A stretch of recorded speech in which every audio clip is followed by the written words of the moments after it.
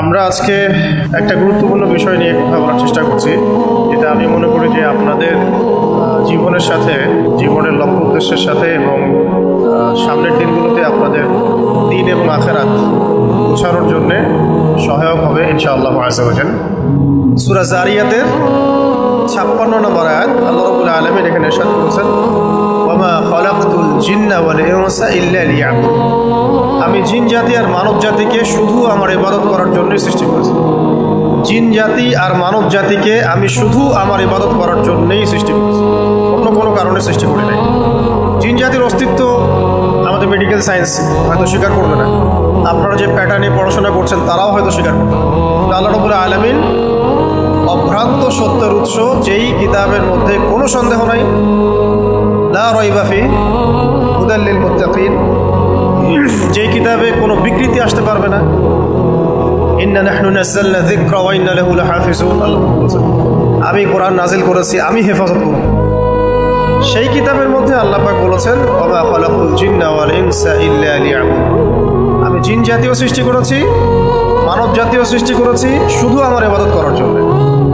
এখন বর্তমান বিশ্ব, মেডিকেল সায়েন্স, ইঞ্জিনিয়ারিং, জিনের অস্তিত্ব বিশ্বাস করুক বা না করুক, আল্লাহ পাক বলেছেন জিন জাতি আছে এবং আমি তাদেরকে সৃষ্টি করেছি আমার ইবাদত করার জন্য, ঠিক যেমন তোমাদেরকে সৃষ্টি করেছি আমার ইবাদত করার জন্য।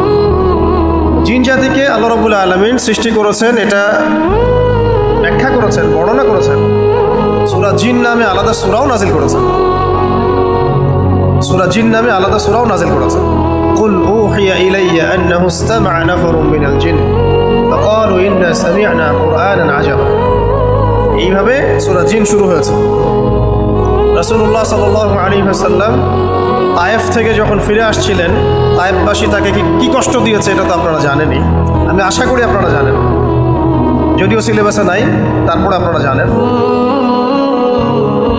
তায়েফবাসীর যন্ত্রণাদায়ক সেই যে ব্যবহার, অপমান, সেখান থেকে রক্তাক্ত হয়ে ফিরে আসার পথে নাখলা নামে একটা জায়গা ছিল, নাখলা উপত্যকা, কারনুল মঞ্জিল বলা হয়।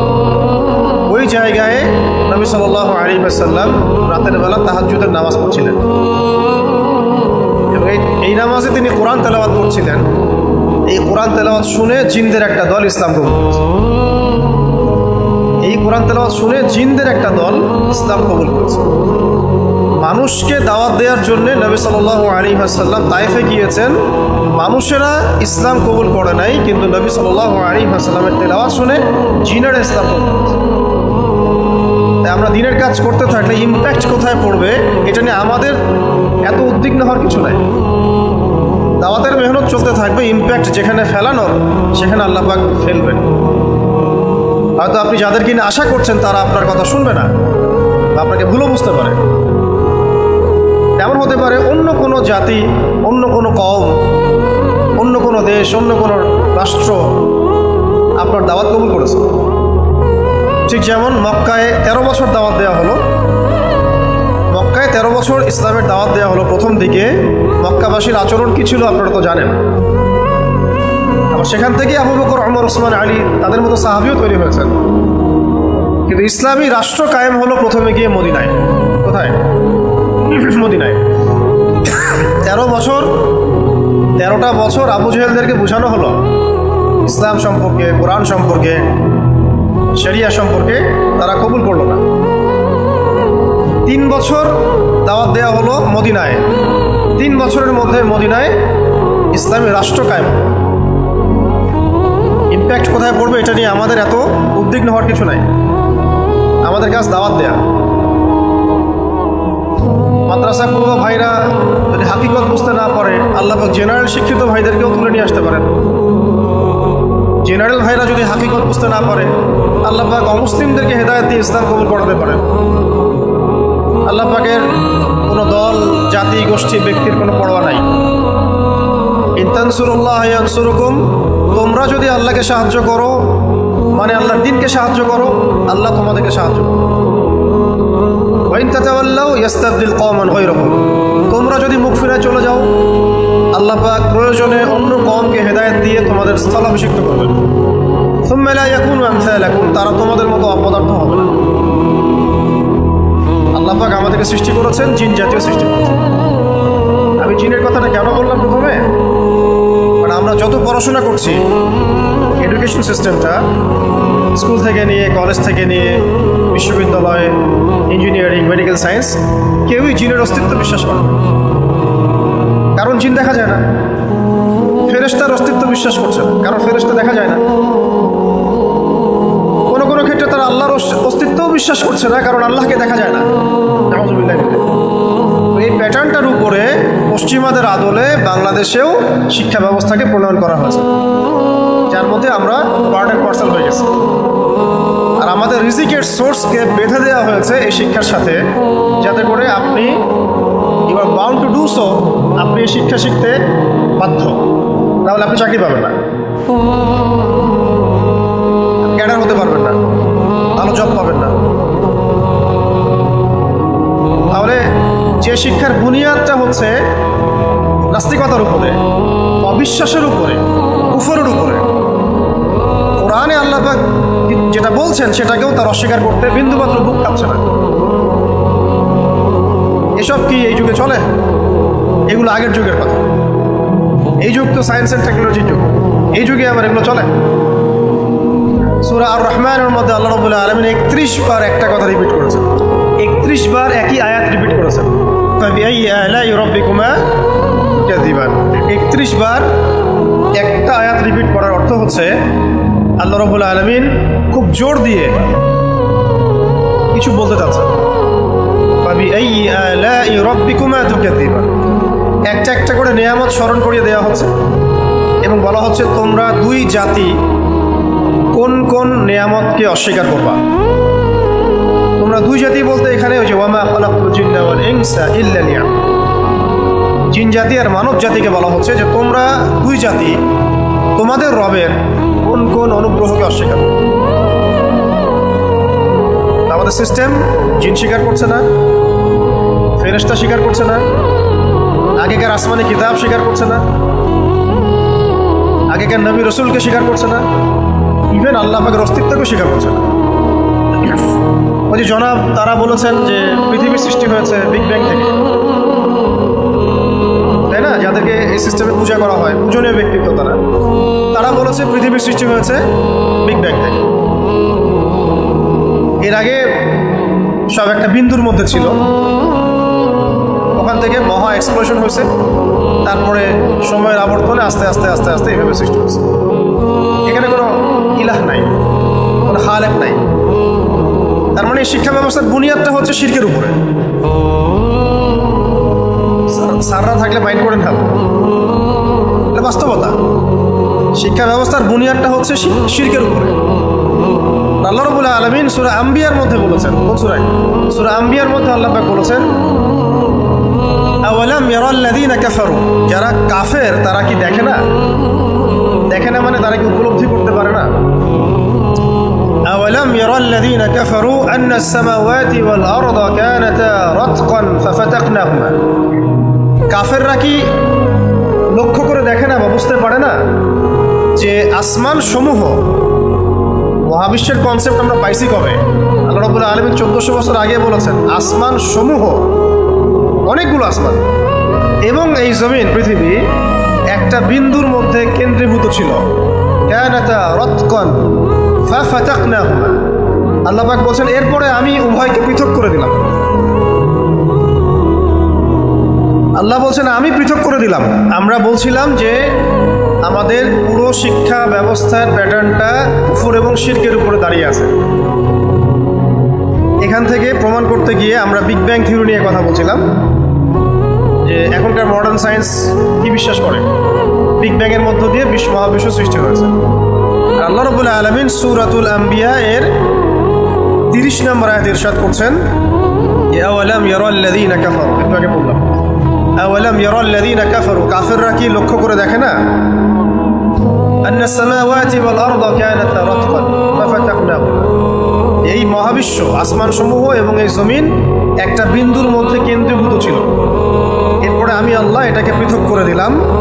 ওয়াজআলনা মিনাল মাই কুল্লা শাইইন হাই, ওয়াজআলনা মিনাল মাই কুল্লা শাইইন হাই আফালা ইউমিনুন, এবং প্রত্যেক জীবন্ত সৃষ্টিকে, মানে যার প্রাণ আছে, প্রত্যেক জীবন্ত সৃষ্টিকে বা প্রত্যেক মাখলুককে যার প্রাণ আছে তাকে আমি সৃষ্টি করেছি পানি থেকে। কি থেকে? পানি থেকে। আফালা ইউমিনুন, তবুও কি তারা বিশ্বাস করবে না? আমাদের কোষের মূল উপাদান কি? ইভেন আমরা যারা এখন বেঁচে আছি, আমরাও সূরা তারিক অনুযায়ী আমাদের পিতামাতার মিলনের ফলে আমরা পৃথিবীতে আসছি। সূরা তারিকের মধ্যে আল্লাহ পাক এটাও বলেছেন যে মেরুদণ্ডের পিছনের কোনো একটা জায়গা থেকে সবেগে নিক্ষিপ্ত যে পানি, সেখান থেকে আমাদেরকে সৃষ্টি করা হয়েছে। অ্যাডাল্ট সবাই আমাদের তো বোঝানোর প্রয়োজন নেই। খুব দ্রুত বেগে নিক্ষিপ্ত যে পানি, সেখান থেকে আল্লাহ পাক আমাদেরকে সৃষ্টি করেছে। এখন সায়েন্স বলছে অনেক কিছু মিলিয়ে যে না, এটা বিগ ব্যাং থেকে, আল্লাহ বলতে কেউ নাই। তাহলে আপনার শিক্ষার গোড়া যদি আপনি যান, সেখানে দেখছেন আপনি কি আছে? কুফর, শিরক। এর বেসিসে আপনি পড়াশোনা করছেন। আমরা ফিলোসফি পড়েছি, এখানেও কুফরের উপরে, শিরকের উপরে। মেডিকেল সায়েন্সে যান, ওখানেও দেখবেন এই জিন, ফেরেশতা, রুকিয়া, বারাকা, গায়েবের যে বিষয়গুলো আছে, এগুলোকে তারা অতটা গুরুত্ব দেন না। যারা গুরুত্ব দেন তারা হয়তো মুসলিম ডক্টর, তারা গুরুত্ব দেন, বাট অ্যাজ এ ফ্যাকাল্টি বা অ্যাজ এ ডিপার্টমেন্ট তারা কিন্তু এই বিষয়গুলোকে স্বীকার করেন না। করেন? জিন কিন্তু মানুষের উপর আসারও করতে পারে। এখন যদি জিনে আসার করা কোনো ব্যক্তি ডক্টরের কাছে গিয়ে বলে যে আমাকে জিনে আসার করছে, কোন ডক্টর আছে বলবে যে আপনার মাথা ঠিক আছে? অ্যান্টি ডিপ্রেশন একটা ওষুধ দিবে, একটা ঘুমের একটা ওষুধ দিবে, বলবে এইসব টেস্ট করে আসেন, টেস্ট করে দেখা যাবে কোনো সিরিয়াস কিছুই নাই, সব নর্মাল। বললো যে সব তো নর্মাল, আপনি ভালো করে ঘুমান, আর যদি উদ্বিগ্নতা আসে তাহলে অ্যান্টি ডিপ্রেশন ওষুধ। সে জিনের অস্তিত্ব স্বীকার করবে না। তাহলে ফেরেশতার অস্তিত্ব তারা কীভাবে স্বীকার করে? এটা গায়েব। এই কারণেই ওয়েস্টার্ন ফিলোসফি যেগুলো, ওয়েস্টার্ন কালচারের ফিলোসফি যেগুলো, সেগুলোতে আল্লাহ পাকের অস্তিত্বকে স্বীকার করা হয় না। এই কারণেই, যেহেতু তারা আল্লাহকে স্বীকার করে না, তাহলে আল্লাহ রাসূলকে কীভাবে স্বীকার করবে? যারা আল্লাহকে স্বীকার করে না, যে সভ্যতা, তারা আল্লাহর পক্ষ থেকে প্রেরিত কোনো রাসূলকে কীভাবে স্বীকার করবে? এবং আল্লাহ পাকের পক্ষ থেকে আসমানি কিতাব আসছে, এটা কীভাবে তারা স্বীকার করবে? তাহলে এগুলো কোনোটাই তারা স্বীকার করে না। এই কারণেই তারা নিজেদের মতো করে তাদের ব্যক্তি জীবন, তাদের রাষ্ট্র ব্যবস্থা, তাদের অর্থনীতি, তাদের শিক্ষা, তাদের সংস্কৃতি, এগুলোকে তাদের মস্তিষ্ক প্রসূত বিদ্যা, বুদ্ধি, দর্শন, এগুলো দিয়ে সাজায়। পুরোটাই কুফরের উপরে গেল। এবং পদে পদে ওরা মানে সাফার করে। বস্তুগত কিছু উন্নয়ন হতে পারে, বাহ্যিক চোখে দেখা যায়, উঁচু উঁচু বিল্ডিং, ঠিক আছে, বড় বড় সেতু, অনেক দ্রুতগামী ট্রেন, এগুলো প্রযুক্তিগত উন্নয়ন কিছু হতে পারে, কিন্তু পরকালীন যে কনসেপ্ট, এখান থেকে তারা সম্পূর্ণ রকমের কাফের বসে রাখে। দেখা যায় কেউ কেউ তাদের ওখানে এই বেসিসে যারা পড়াশোনা করেন, রাজনীতি করেন, অর্থনীতি চালান, পশ্চিমা এজেন্ডার ওই বেসিসে, তারা অনেকে বলেন যে মদপান করা খারাপ কিছু না, মানুষের ব্যক্তি স্বাধীনতা। কেউ বলে যে জিনা এটা ব্যক্তি স্বাধীনতা, ইচ্ছায় করেছে, সমস্যার কিছু নাই। অনেকেই সমকামিতাকেও প্রমোট করেন, এটা মানুষের ব্যক্তি স্বাধীনতা। এগুলোর হার ওখানে কেমন সেটা তো আমার চেয়ে আপনারা ভালো জানেন। বহু মানুষ আছে ওখানে যাদের বাবার পরিচয় কেউ জানে না। পতিতালয়গুলোকে থাকা সমাজের মধ্যে তারা এটাকে ভ্যালিড মনে করে, জরুরি মনে করে। মদের বারগুলো থাকাকে জরুরি মনে করে। ক্যাসিনো, জুয়া, এগুলোকে তারা সমাজের পার্ট মনে করে। সমকামিতাকেও মনে করে। ইভেন এখন তারা ট্রান্সজেন্ডারটাকেও জরুরি মনে করছে, ব্যক্তি স্বাধীনতা, মানুষ চাইলে করতে পারে। আর্টিফিশিয়াল ফুড তারা এখন জরুরি মনে করে, মানুষ খাদ্য তৈরি করে। তারপরে পর্ন ইন্ডাস্ট্রি, এটাকে তারা ইন্ডাস্ট্রি বানায় ফেলে সারা দুনিয়ায়। ক্যাশলেস সোসাইটিকে তারা জরুরি মনে করতেছে। ইসলামিক কারেন্সি কারেন্সিকে তারা পৃথিবী থেকে বিদায় করে দিয়েছে। তারা আবার ঠিকই কিন্তু গোল্ড এবং সিলভার রেস্টোর করছে তাদের বড় বড় ব্যাংকগুলোতে, তাদের যে বিত্তশালী যারা আছে অ্যাকাউন্টসগুলোতে। আমাদেরকে কাগজের টাকা বা ইলেকট্রনিক মানি ধরিয়ে দিয়ে তারা যে এগুলোই ব্যবহার করে মানে তাদের স্বার্থ উদ্ধার করছে, ব্যাপারটা কিন্তু এমন না। তারা এগুলোকে অয়েলে কনভার্ট করে এবং গোল্ডে কনভার্ট করে, কারণ তারা জানে পৃথিবীর ফিউচারে এগুলোই হচ্ছে অ্যাসেট, বাকি কোনো কিছু অ্যাসেট থাকবে না। ডিজিট কোনো অ্যাসেট না, ডিজিট কোনো অ্যাসেট হতে পারে না, এটা একটা সংখ্যা মাত্র। এর ইন্ট্রেন্সিক ভ্যালু এর মধ্যে নাই, ডিজিটের ইন্ট্রেন্সিক ভ্যালু ডিজিটের মধ্যে নাই, এটা অন্য কোথাও আছে যেটা ওরা নিয়ন্ত্রণ করে। আমি বলতে চাচ্ছি যারা নাস্তিকতার আদলে চিন্তা করে, আল্লাহ দ্রোহী সভ্যতা যারা এবং আল্লাহকে অস্বীকারী সভ্যতা যারা, তারা তাদের শিক্ষা, তাদের চিন্তা, তাদের দর্শন, তাদের অর্থনীতি, তাদের রাজনীতি, তাদের প্রযুক্তি, তাদের সংস্কৃতি, তাদের বুঝ অনুযায়ী, তাদের দর্শন অনুযায়ী, তাদের গবেষণা অনুযায়ী সাজায়। এখানে পদে পদে ভুল হয়, মানবতার ক্ষতিটা এখান থেকেই হয়। কারণ মানুষের জন্য কোনটা কল্যাণকর আর কোনটা অকল্যাণকর, কতটুকু কল্যাণকর কতটুকু অকল্যাণকর, কোনটা ভালো কোনটা খারাপ, কোনটা ন্যায় কোনটা অন্যায়, কোনটা জায়েজ কোনটা না জায়েজ, কোনটা জুলুম কোনটা ইনসাফ, এগুলোর মানদণ্ড দিবেন মানুষের সৃষ্টিকর্তা, যাকে আমরা বলি আল্লাহ। আল্লাহ রব্বি লা উশরিকু বিহি শাইআ, আল্লাহ আমাদের রব, আমরা তার সাথে কাউকে শরীক। এই কনসেপ্টটি যাদের নাই তারা সবসময় এইভাবেই পদে পদে নিজেদের মস্তিষ্ক প্রসূত বিদ্যা বুদ্ধি দর্শন দিয়ে চলতে চেষ্টা করে। শুধু তাই না, তারা যে চলতে চেষ্টা করে এমনই না, বরং তারা এগুলোর সাথে ম্যাসিভ একটা সাম্রাজ্যবাদী শক্তিতে রূপান্তরিত হয়েছে, যাদের কাছে মিডিয়া, প্রযুক্তি, অস্ত্রশস্ত্র, সামরিক বাহিনী খুবই উঁচু স্তরের, শক্তিশালী, এবং এর বলে, এর পেশি শক্তিতেই তারা সারা দুনিয়াকে কলোনাইজ করতে চায় এবং করেছেও। ইতিহাস পড়লে আপনারা দেখবেন, ফ্রান্স করেছে, জার্মান করেছে, ব্রিটিশরা করেছে, আমেরিকাও করছে, সামনে করবে ইসরায়েল। সামনে করবে কে? ইসরায়েল।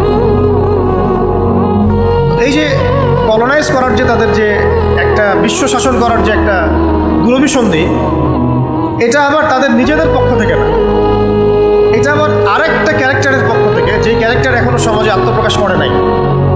তারা যে নিজেরা নাস্তিক হয়ে সবাইকে নাস্তিক বানাতে চায় বা আল্লাহদ্রোহী বানাতে চায়, এর একটা উদ্দেশ্য আছে। তারা আল্লাহ এর কনসেপ্ট থেকে মানুষকে বের করে, মানবজাতিকে বের করে অন্য কারো ইবাদত করাতে চায়। ওই সত্তার নাম হচ্ছে মাসিহুদ দাজ্জাল, যে এই বিশ্বে আত্মপ্রকাশ করবে এবং তার ফলোয়ারদেরকে নিয়ে সে এই বিশ্বকে শাসন করবে। সব কিছু একটা চেইনের মধ্যে গাঁথা আছে। এই যে শিক্ষা ব্যবস্থার মধ্যে ইসলাম নাই, এর সাথেও দাজ্জালের কানেকশন আছে। অর্থনীতির মধ্যে ইসলাম নাই, সুদ দিয়ে ভর্তি, এর সাথেও দাজ্জালের এবং দাজ্জালের অনুসারীদের কানেকশন আছে। রাজনৈতিক ক্ষেত্রে যে ইসলাম নাই, আল্লাহ বিরোধী তন্ত্রমন্ত্র দিয়ে ভর্তি, এর পিছনেও দাজ্জালীয় সভ্যতার কানেকশন আছে। সব কিছু একটা চেইনে গিয়ে মিলে যায়। এই জালেমরা, আল্লাহদ্রোহীরা, খাস করে জায়নিস্টরা সারা দুনিয়াকে ওদের করদলগত করতে চায় অন বিহাফ অফ দাজ্জাল। এই কনসেপ্টটা যারা বুঝেন না, তারা অর্থনীতি নিয়ে হাতড়ে ফিরেন, রাজনীতি নিয়ে হাতড়ে ফিরেন, সোশিয়োলজি নিয়ে হাতড়ে ফিরেন, এই ফিলোসফি, ওই ইস্যু, এই টেবিল টক, এই টক শো, এইভাবে আপনারা সময় নষ্ট করেন, কিন্তু মূল জায়গায় যাইতে পারেন না। যেগুলো ঘটতেছে না, ঘটানো হচ্ছে, এগুলো কাকতালীয় না, এগুলোর একটা সুদূর প্রসারী উদ্দেশ্য আছে। মাসিহুদ দাজ্জালের কনসেপ্ট যে বুঝবে না এবং আখিরুজ্জামান সম্পর্কে যার ধারণা নাই, সামনের বিশ্বে যা হতে যাচ্ছে এই সম্পর্কে যাদের ক্লিয়ার কনসেপ্ট নাই, তারা সমস্যার সমাধান খুঁজে পাবে না, খালি প্রবলেমের ডালপালা ধরে হাতড়ে ফিরবে অন্ধকারের মতো। মনে হয় এটা প্রবলেম, মনে হয় এটা প্রবলেম। প্রবলেম ওইখানে, ওইটা হলো প্রবলেমের বৈশ্বিক শেকড়। আর এই প্রবলেমের বৈশ্বিক শেকড়ের আঞ্চলিক অনেক শাখা প্রশাখা আছে, যার মধ্যে আমাদের প্রতিবেশীদের যে সমস্যাগুলো, এগুলো আঞ্চলিক সমস্যা। এই সমস্যাগুলোও ওই বৈশ্বিক শেকড়ের সাথে কানেক্টেড। কারণ কোরআন বলছে যে ইহুদি এবং খ্রিস্টানরা একে অপরের বন্ধু, তোমরা ওদেরকে বন্ধুরূপে গ্রহণ করো না। কোরআন বলছে যে মুমিনদের সাথে সবচেয়ে বেশি শত্রুতা পোষণ করে ইহুদিরা এবং মুশরিকরা। ইহুদিরা এবং মুশরিকরা, আপনার প্রতিবেশীরা। এই জন্যই কানেকশনগুলো বুঝতে হবে কোরআন থেকে। আল্লাহ পাক এক অভ্রান্ত সত্যের উৎস দিয়েছেন আমাদের সামনে, আল কোরআন, এবং এর একটা চমৎকার ব্যাখ্যা আল্লাহ পাক দিয়েছেন হাদিস, সুন্নাহ। এই দুইটাকে সমন্বয় করে সাহাবায়ে কেরামদের বুঝ অনুযায়ী যারা যারা দিনকে বুঝবে এবং প্রবলেমগুলোকে সলভ করার চেষ্টা করবে, তারা ইনশাআল্লাহ সমাধান পাবে। আর কেউ পাবে, আর কেউ পাবে। এবং সমাধান পাওয়ার পরে ওই সমাধানটাকে সমাজে বাস্তবায়ন করার জন্য আমাদের লাগবে মানুষ, মুমিন, মুসলিম, মুত্তাকি, মুহসিন মানুষ লাগবে। এই মানুষগুলো শুধু মাদ্রাসার হবে জরুরি না। এই মানুষগুলো মাদ্রাসার জেনারেল শিক্ষিত, army officer, BGB, RAB, police, বিভিন্ন জায়গা থেকে হতে পারে। আল্লাহ পাক দেখবেন কলম, কার হৃদয়ের মধ্যে কতটুকু ইখলাস আছে। ইখলাসের সাথে, ধৈর্যের সাথে এবং তাওয়াক্কুলের সাথে যখন কোনো কাজ করা হয়, পাহাড়ের মতো কঠিন কাজও আল্লাহ সহজ করে দিবেন ইনশাআল্লাহ। এই মানুষগুলোকে দরকার এবং এই মানুষগুলোর মধ্যে যোগ্যতা দরকার। তারপরে দরকার জামাআ, ঐক্য, দরকার নেতা, নেতৃত্ব, দরকার সামউ ওয়া তাআ, শুনলাম মানলাম এমন আনুগত্য, এবং দরকার তাবলীগ, তাসকিয়া। তাবলীগ মানে প্রচার, তাসকিয়া মানে আত্মশুদ্ধি, এবং দরকার দাওয়াতের সাথে জিহাদ, দাওয়াতের সাথে জিহাদ। আল্লাহ পাক চাইলে তো এক মুহূর্তের মধ্যে ভূমিকম্প দিয়ে বাংলাদেশকে ধ্বংস করে দিতে পারেন না? এক হুকুমের বিষয় না। ইতিপূর্বে আল্লাহ পাক নূহ আলাইহিস সালামের কওমকে ধ্বংস করেছে, আদ জাতি মহাশক্তিশালী ধ্বংস করেছে, সামুদ তাদেরকে ধ্বংস করেছে। এই মুহররম মাসে আল্লাহ পাক ফেরাউনকে সদল বলে ডুবায় মারছে। ফেরাউন তো বলেছিল আনা রব্বুকুমুল আ'লা, আমি তোমাদের মহান রব। আল্লাহ পাক তাকে তার সেনাবাহিনী সহ টেনে নিয়ে আসছেন লোহিত সাগরে। ফেরাউন একা একা আসছে, ব্যাপারটা এমন না, এটা আল্লাহ পাকের মাস্টার প্ল্যান ছিল। আল্লাহ পাক টেনে নিয়ে আসছেন ফেরাউনকে সদল বলে লোহিত সাগরের ভিতরে, সদল বলে ডুবায় মারার জন্য। কেন হঠাৎ করে ফেরাউন নিয়াত করলো? একবার তো বললো, আচ্ছা তুমি মুসা বনু ইসরাইলকে নিয়ে চলে যাও, তোমরা থাকলেই সমস্যা মিশরে। একবার ব্যাঙের আযাব আসে, ফড়িংয়ের আযাব আসে, রক্তের আযাব আসে ইত্যাদি, পড়লে বুঝবেন আল কোরআন। 9টা আযাব পরীক্ষা আসছিল, আযাব পরীক্ষা না। শেষে সে বলছে, মুসা আর পারতেছি না, তুমি বনু ইসরাইলকে নিয়ে চলে যাও, এখান থেকে যাও। মুসা আলাইহিস সালাম বনু ইসরাইলকে নিয়ে রওনা করলেন, চলে গেলেন লোহিত সাগর, সামনে লোহিত সাগর। তখন ফেরাউনের যে বুদ্ধিজীবী যারা থাকে, রাষ্ট্র তো চালায় কিছু মানুষ না, ডিপ স্টেট। ফেরাউনের ডিপ স্টেট তাকে পরামর্শ দিচ্ছে যে এদেরকে ছাড়া যাবে না, এটাই সুযোগ, চলেন সদল বলে আক্রমণ করে এদেরকে পুরা একদম ম্যাসাকার করে দিই। তো ফেরাউন চলে গেল সদল বলে পুরা ব্যাটালিয়ন নিয়ে। আর এখন আপনি ন্যাটোকে যেভাবে চিন্তা করেন, আপনি ইউএস আর্মিকে যেভাবে চিন্তা করেন, আপনি রাশিয়ান আর্মিকে যেভাবে চিন্তা করেন, ফেরাউন তার চেয়ে পাওয়ারফুল ছিল ওই সময়। আল্লাহ পাক বলেছেন তাদের চেয়ে শক্তিশালী কম আমি সৃষ্টি করি নাই। এখন তো প্রযুক্তিগতভাবে আপনি বলছেন যে তারা অনেক শক্তিশালী, পারমাণবিক অস্ত্র আছে, বাট ওই সময় প্রেক্ষাপটে ওই সময় পুরো বিশ্বে তার চেয়ে শক্তিশালী কোনো ফোর্স ছিল না। এই ফোর্সটা ধাওয়া করলো নিরস্ত্র বনু ইসরাইলকে। এই বনু ইসরাইল আবার ইহুদিরা না, আবার এই বনু ইসরাইল মানে আবার মনে করবেন না যে এই ইহুদিরাই মনে হয়, এরা জায়নিস্ট, এরা প্রকৃত ইহুদি না। এরা হচ্ছে শিশুর রক্ত চোষা বাচ্চাদেরকে রেপ করে জবাই করে স্যুপ বানিয়ে খেয়ে ফেলা অ্যাবস্টেইন ফাইলের জায়নিস্ট ইহুদিরা, খ্রিস্টান নাসারায়রা। এরা ওই বনু ইসরাইল না যারা মাজলুম ছিল, জুলুমের শিকার ফেরাউনের, ওই বনু ইসরাইল না এরা। ওই সময় বনু ইসরাইল মাজলুম, তারা দেখছে সামনে লোহিত সাগর, পিছনে ফেরাউনের বাহিনী চলে আসছে। আল্লাহ পাক টেনে নিয়ে আসছেন ফেরাউনকে তার পরিণতির দিকে। ওই সময় কিছু মানুষ বলা শুরু করেছিল বনু ইসরাইলের মধ্যে, ইয়া মুসা, হে মুসা, ইন্না লামুদরাকুন, আমরা তো ধরা পড়ে যাব, সামনে সাগর পিছনে ফেরাউন।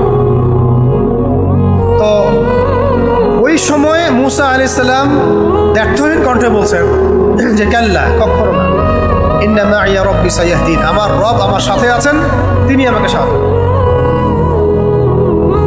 লাঠি ছুঁড়ে মারলেন, পুরো 12টা রাস্তা হয়ে গেল, বনু ইসরাইল পার হয়ে গেলেন। ফেরাউন ধাওয়া করলো, তাকে আল্লাহ পাক সদল বলে ডুবিয়ে মারল। ফেরাউন সেখানে যায় নাই, আল্লাহ পাক তাকে টেনে নিয়ে আসছেন সেখানে। ঠিক যেমন আজকে সারা দুনিয়া থেকে জালেমদেরকে মধ্যপ্রাচ্যে একত্রিত করা হচ্ছে। পুরো দুনিয়া থেকে সবচেয়ে বড় বড় জালেম যারা, তাদেরকে আল্লাহ রাব্বুল আলামিন হোলি ল্যান্ডে একত্রিত করছেন। তারা মনে করছে আমরা জায়গা দখল করছি, আমরা এই মধ্যপ্রাচ্য শাসন করব, এখান থেকে দাজ্জালকে নিয়ে সারা দুনিয়া শাসন করব। এটা হবে 40 দিন মাত্র। কতদিন? 40 দিন। বাস্তবতা হচ্ছে আল্লাহ পাক সমস্ত জালেমদেরকে ওই ফেরাউন এবং তার দলবলের মতো মিডল ইস্টে হোলি ল্যান্ডে টেনে নিয়ে আসছেন, যাতে করে আল্লাহ পাক সদল বলে এদেরকে ডুবাই মারতে পারে। ওইখানে আল্লাহ পাক সাগরে ডুবিয়ে মেরেছেন, এইখানে মারবেন আল্লাহ পাক মুসলিম মুজাহিদদের হাতে। বুঝতে পারছি কথা? এটা ওয়ার্ল্ডের সামনের ফিউচার, কেউ আটকাইতে পারবে না, কেউ না। আপনার পার্লামেন্ট, আপনার বিরোধী দল, আপনার সরকারি দল, জাতিসংঘ, এই মোদি, এই আপনার ইউনাইটেড নেশনসের আন্ডারে যতগুলো সংগঠন আছে, UN, NATO, world bank, IMF, এরা কেউই এই ফিউচার আটকাতে পারবে, অসম্ভব। যদি আমরা এগুলো পড়তাম, জানতাম, আমাদের সিলেবাস মুক্ত থাকতো, তাহলে আমাদের কনফিডেন্স লেভেলটা কোন লেভেলে থাকতো? অনেক হাই থাকতো। এবং আমরা আল্লাহ ছাড়া কাউকে ভয় করতাম না, ব্যাপক দাওয়াত দিতে পারতাম, তাবলীগ করতে পারতাম, সফর করতে পারতাম, জিহাদ করতে পারতাম, চেতনা রাখতে পারতাম, শাহাদাতের তামান্না থাকতো। এই জন্যই আমাদের শিক্ষা থেকে এগুলোকে মিটিয়ে ফেলা হচ্ছে, যাতে জেনারেশন তৈরি হবে, কিন্তু এই জেনারেশন সার্ভ করবে পশ্চিমাদেরকে। জেনারেশন তৈরি হবে, কিন্তু এই জেনারেশন সার্ভ করবে তাগুতকে। এই জেনারেশন সার্ভ করবে চাকরিকে। চাকরির জন্য সে একটা মুসলিম ভাইয়ের বুকে গুলি চালাতে পারবে, চালানোর আগে বিসমিল্লাহ বলবে, এগুলো করবে। চাকরির জন্য সে স্পষ্ট জুলুম তার পক্ষে অবস্থান নিয়ে নিতে পারবে, বলবে যে আমার কিছু করার নাই, আমার চাকরি নাই। কত ভাই এগুলো কথা বলেছে আমাদেরকে, ভাই কিছু করার নাই, চাকরি। তাহলে কেন আপনাকে সেই চাকরি করতে হবে যে চাকরি আপনাকে আল্লাহ দ্রোহিতা শিখাচ্ছে, জুলুম করতে শিখাচ্ছে? সিস্টেমটা কীভাবে সাজানো হয়েছে দেখছেন? সব দিক থেকে গলায় দড়ি দেওয়া হয়েছে। ছিঁড়বেন কীভাবে দড়ি? কোরআন হাতে নিতে হবে, পড়তে হবে, গবেষণা করতে হবে, হাদিস পড়তে হবে, সিরাত পড়তে হবে, সাহাবীদের জীবনী পড়তে হবে। আল্লাহর পক্ষ থেকে তখন নূর আসবে, বসিরা আসবে, তখন এগুলো সব ছিঁড়ে ফেলে দিবে না। লা ইলাহা ইল্লাল্লাহ, কোনো দাসত্বের মধ্যে আমি নাই, শুধু আমি আল্লাহর দাস।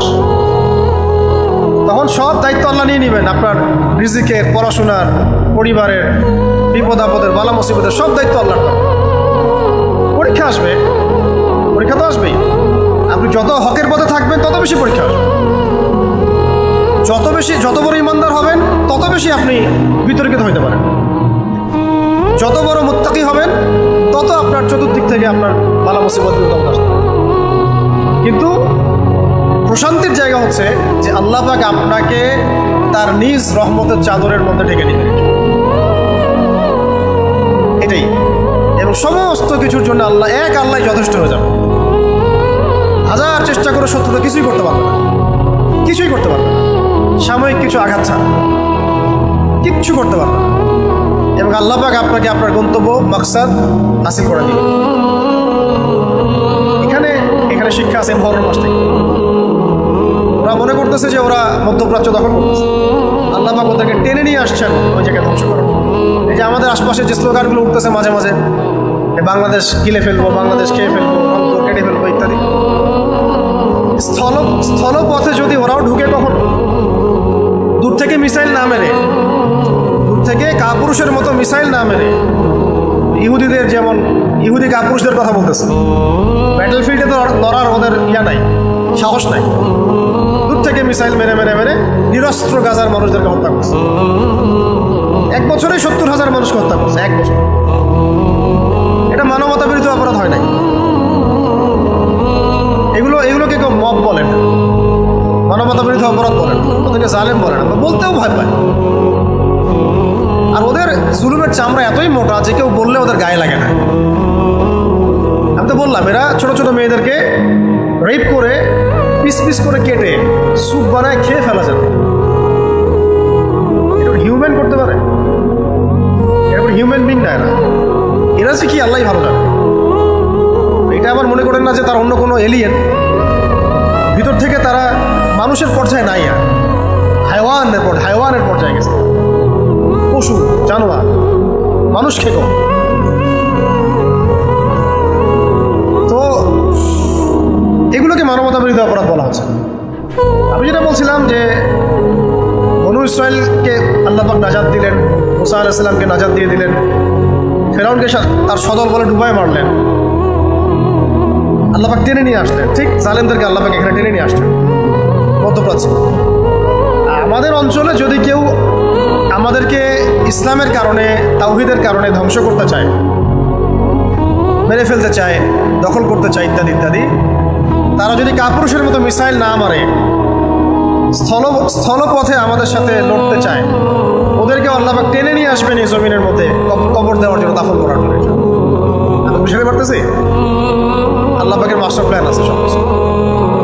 জমিনগুলো বরকতময়, বহু আল্লাহর ওলি, বহু আল্লাহর বড় বড় মুজাহিদ, সুফি, দরবেশ, বহু মানুষ এই জমিনগুলোতে দিনের দাওয়াতের কাজ করছে। তাদের দোয়া আছে, এগুলো তাসির আছে, এগুলো আধ্যাত্মিক চোখ ছাড়া বুঝতে পারবে না। বস্তুবাদী পড়াশোনা দিয়ে এগুলো বোঝা যাবে না।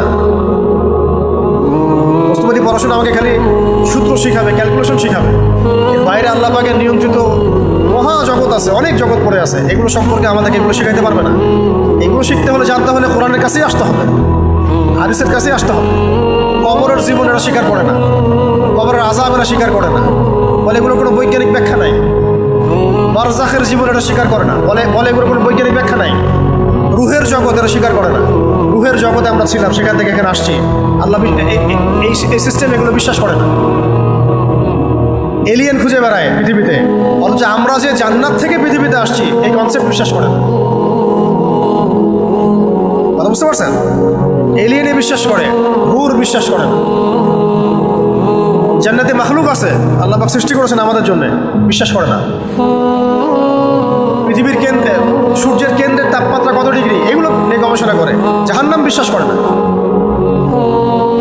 বুঝতে পারছেন যে আমরা কোন কোন জায়গায় সমস্যার মধ্যে আছি? এই আদর্শিক দ্বন্দ্বটা থেকে বের হতে হবে। বের হয়ে আমরা উপকারী শিক্ষাগুলো শিখব, এটা বড় পয়েন্ট। এই কুফরি কনসেপ্টগুলো থেকে বের হয়ে উপকারী যত শিক্ষা আমরা শিখবো, তথ্যগত, প্রযুক্তিগত, মেডিকেল সায়েন্স সবই শিখবো, কিন্তু নাস্তিকতার আদলে নয়, বরং তাওহীদের আদলে। বুঝতে পারতেছি? আমরা সব শিক্ষাই শিখবো, জানার জন্যও অনেক কিছু শিখতে হবে, ওদের বিষয়ে বোঝার জন্যও শিখতে হবে। শত্রুকে রিড করতে পারাটাও বিজয়ের অর্ধেক। তাই তাদেরও বিষয়গুলো আমাদেরকে জানতে হবে, শিখতে হবে, কিন্তু এটা শিরকের মানদণ্ডে না, কুফরির বেসিসে না, ঈমান এবং তাওহীদের বেসিসে। আল্লাহ পাক আমাদের সবাইকে কথাগুলো বোঝার হবে। এখন আমাদের কাজ হলো ভাই, খুব বড় স্কেলে কথা হয়তো বলে ফেললাম, আমাদের কাজ ছোট থেকে শুরু করতে হবে, ছোট স্কেল থেকে। এটা আল্লাহ পাকের অনেক বড় দয়া যে আমরা আলহামদুলিল্লাহ মুসলিম পরিবারে অটোমেটিক জন্মগ্রহণ করেছি, তাই না? আমরা আল্লাহকে চিনি, রাসূলকে চিনি, কোরআনকে চিনি। আমাদের মূল প্রবলেম হচ্ছে আমাদের হৃদয়ের মধ্যে মরিচা পড়ছে, আমাদের কলবগুলোর মধ্যে কি পড়েছে? মরিচা পড়েছে। এই মরিচাকে দূর করা, ইমানের শক্তিকে রিচার্জ করা, বাড়ানো, এবং একটা লক্ষ্য ফিক্স করে সামনের দিকে হাঁটা। সর্বপ্রথম বাসায় গিয়ে কাগজ কলম নিয়ে বসতে হবে রাতের বেলা, ঠান্ডা মাথায়। আমার বয়স কত? 25। আমি বাঁচতে পারি কত বছর? সর্বোচ্চ 60। সে আর ফর এক্সাম্পল, আমি কি বুঝাতে পারতেছি? আমার বয়স কত? ধরেন 25 বা 30। হাইয়েস্ট কত বছর বাঁচতে পারেন আপনি? 60, 70, 80 ইত্যাদি। বাঁচে কতটুকু? এতটুকু। বিগত জীবনে কত বছর চলে গেছে? এত বছর। বিগত জীবনের হিসাবটা আগে করবেন। বিগত জীবনের মধ্যে আমি কোন কোন কোন কোন বড় পাপগুলো করছি, কত ওয়াক্তের নামাজ পড়ি নাই, কোন কোন ক্ষেত্রে যাকাত দেই নাই, রোজা রাখি নাই, ক্যালকুলেট করে খাস তওবা, ইস্তেগফার এবং পসিবল হলে হিসেব করে করে নামাজ রোজা আদায় করা। হিসেব করে চেষ্টা করা, শুরু তো করা, চেষ্টা করা। অনেকে 30 বছর 40 বছর নামাজ পড়ে নেই, আছে না? এরপরে আমি আসি কোথায়? এই জায়গায় যদি আমার জীবন, আল্লাহ চাইলে যদি আমার জীবন 60 বছরে 70 বছরে শেষ হয়ে যায়, তাহলে আমি কত বছর হায়াত পাবো? এটা একটা ক্যালকুলেশন, অ্যাপ্রক্সিমেট ক্যালকুলেশন। তাহলে আমি যদি 25 বছর 30 বছর 40 বছর আরও বাঁচি, আমার প্ল্যানটা কি 40 বছর? Do you have any plan? বেশিরভাগ স্টুডেন্ট বলবে নাই, আসলেই নাই। এই যে প্ল্যান করা, যে আমি 40 বছর যদি বাঁচি, লাস্টের 5-10 বছর আমি ওইভাবে অ্যাক্টিভ থাকতে নাও পারতে পারি। এবং আমরা যখন বিয়ে করব, বাচ্চা কাচ্চা হবে, চাকরিতে ঢুকবো বা ব্যবসা করব, তখন আমাদের অনেক রেসপন্সিবিলিটি আসবে। বাবা মা, স্ত্রী, সন্তান, ভাই বোন, আত্মীয় স্বজন ইত্যাদি, ওগুলো নিভাইতে হবে আমাদেরকে, হক আদায় করতে হবে। তখন আমরা অনেক বেশি ব্যস্ত হয়ে যাব। আর আমি কখন পড়ব, কখন আমল করব, কখন বিয়ে করতে চাই, আমি দিনের জন্য কি করতে চাই, এবং আজকে থেকে 10 বছর পরে, 15 বছর পরে, 20 বছর পরে আমি আবু আদনান, আপনি আবদুল্লাহ, আপনি আব্দুর রহমান, আপনি নিজেকে কোন জায়গায় দেখতে চাই, এটার ক্যালকুলেশন আমাকে প্ল্যান। এরপরে এবং you have to dream big. মানে দিনের ক্ষেত্রে, দিন ইসলামের ক্ষেত্রে আপনাকে অনেক বড় স্বপ্ন দেখতে হবে, যে আমি শুধু গতানুগতিক মুসলিম হয়ে থাকবো, এটা আমার উদ্দেশ্য না। আমি চাইবো যে আমার পুরো জিন্দগিটা, প্রত্যেকটা দিন রাত দিনের জন্য উৎসর্গিত হবে। কথা বুঝতে পারছেন? এবং এটা যদি আমি চাই, তাহলে আমার মেহনত অনেক বেশি করতে হবে, এবং আমাকে সুস্থ থাকতে হবে, আমাকে শরীরের যত্ন নিতে হবে, মনের যত্ন নিতে হবে, আমাকে ফুড হ্যাবিট ঠিক করতে হবে, তাই না? আমার লাইফস্টাইল ঠিক করতে হবে, প্রচুর পড়তে হবে, নিয়মিত আমল করতে হবে, প্রচুর দোয়া করতে হবে, তাহাজ্জুদ করতে হবে, সুন্নতের উপর থাকতে হবে। আমাকে তো আমার প্ল্যান করতে হবে। এইভাবে আমি নিজেকে 10 বছর 15 বছর পরে কোন জায়গায় দেখতে চাই, এটা আমাকে এখনই ফিক্স করতে হবে। পরে তাজা ওযু করে এসে 2 রাকাত নামাজ ইখলাসের সাথে পড়ে আল্লাহ পাকের কাছে তৌফিক চাইতে হবে। আল্লাহ, আমি এইভাবে প্ল্যান করেছি, আল্লাহ তুমি আমাকে তৌফিক দান করো। এরপরে আল্লাহ রাব্বুল আলামিন আপনাকে তৌফিক দিলে আল্লাহ পাক প্রত্যেকটা বিষয়ের দায়িত্ব নিজেই নিয়ে নেবেন ইনশাআল্লাহ। এরপরেও শয়তান তো বসে থাকবে না, মানুষ শয়তান, জিন শয়তান তো বসে থাকবে না। বাধা দিবে, ওয়াসওয়াসা দিবে, হতাশা আসবে, টাকা পয়সার সমস্যা আসবে। আল্লাহ পাকও পরীক্ষা করবেন আপনাকে। এমন না যে সব স্মুথ হবে, অনেক পরীক্ষা আসবে। যখনই হকের পথে আসবেন, পরীক্ষা আসবে। দারিদ্রতা দিয়ে, মানুষের সমালোচনা দিয়ে, পরিবার থেকে, সমাজ থেকে, রাষ্ট্র থেকে, বিভিন্ন জায়গা থেকে আপনাকে পরীক্ষা করা। এই পরীক্ষা যদি আমরা উত্তীর্ণ হতে পারি, ইব্রাহিম আলাইহিস সালামের মতো, হ্যাঁ, হাসবি আল্লাহ ওয়া নি'মাল ওয়াকিল, তাহলে আগুন ঠান্ডা হয়ে যাবে। আগুন কি হয়ে যাবে? ঠান্ডা হয়ে যাবে। যদি পরীক্ষা উত্তীর্ণ হতে পারি মুসা আলাইহিস সালামের মতো, কাল্লা ইন্না মা'ই রাব্বি সায়াহদিন, কোনো অবস্থাতেই না, আল্লাহ আমার সাথে আছেন, আমার রব, তিনি আমাকে পথ দেখাবেন ইনশাআল্লাহ। তখন সমুদ্র ভাগ হয়ে যাবে।